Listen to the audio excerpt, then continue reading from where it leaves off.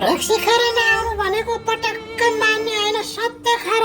यो रक्सी पनि मैले तिम्रो लागि खाएको। हिजो कम्पिटिसन चलेको थियो अनि कसको बुढी राम्रो भनेर कम्पिटिसन चल्दाखेरि मैले मेरो मोबाइलमा तिम्रो फोटो देखाएँ अनि त्यसमा तिमी राम्रो भयो अनि सबैले मलाई एक प्याक खाऊ भने मैले खाएँ। अनि त्यसको साथमा एक जोर कुर्ता बनारसी साडी पनि फ्री पाएको हुनाले तिम्रो लागि भनेर मैले बनारसी साडी राखिदिएको छु। तिम्रो त्यो ड्रेस रुममा छ, गएर हेरेन। तिमीले खाना छोड्यो भन्यो भने म खाना छोडिदिन्छु।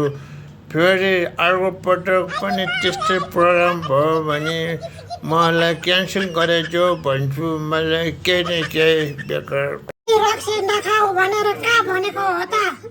रक्सी खानु न, कुर्ता सुरुवाल बनारसी साडी पाइन्छ भने किन नहुनु? सधैँ भयो नि सधैँ खाएर आउनु। ठिकै छ नि, के हुँदैन, कहिले काहीँ खायो हुन्छ। फेरि त्यो कम्पिटिसन भयो भने तपाईँ भाग लिनुहोस्। अब तिम्रो त्यही इच्छा छ भने म भाग लिन्छु। ल अहिले म